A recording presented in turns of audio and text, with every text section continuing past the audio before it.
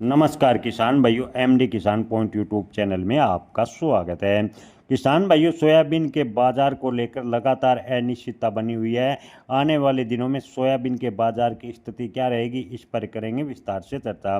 किसान भाइयों, पिछले सप्ताह की बात करें तो सोयाबीन के बाजार में 100 से 150 रुपए की तेजी देखने को मिली। पिछले सप्ताह डीओसी यानी सोया खली की अच्छी मांग के चलते सोयाबीन के बाजार में सुधार देखने को मिला।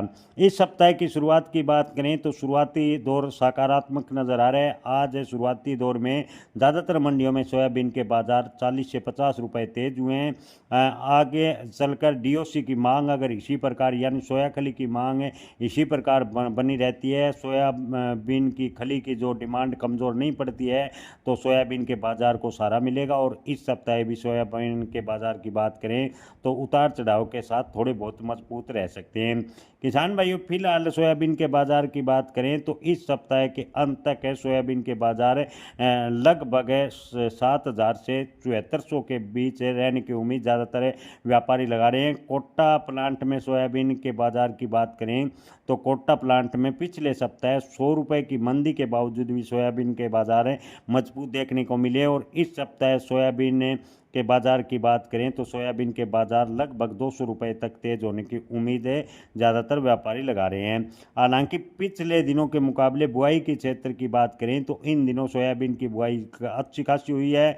दरअसल भाव मिलने की वजह से किसानों का रुझान एक बार फिर मक्के से हटकर सोयाबीन की तरफ बढ़ा है और मक्के की जगह सोयाबीन की खेती का रकबा बढ़ा है। सरकारी आंकड़ों के माने तो वास्तविक बुआई 10 दिन आगे चल रही है, जिसमें मध्य प्रदेश में 90% और महाराष्ट्र में 80 से 90% बुआई का कार्य पूरा हो गया है।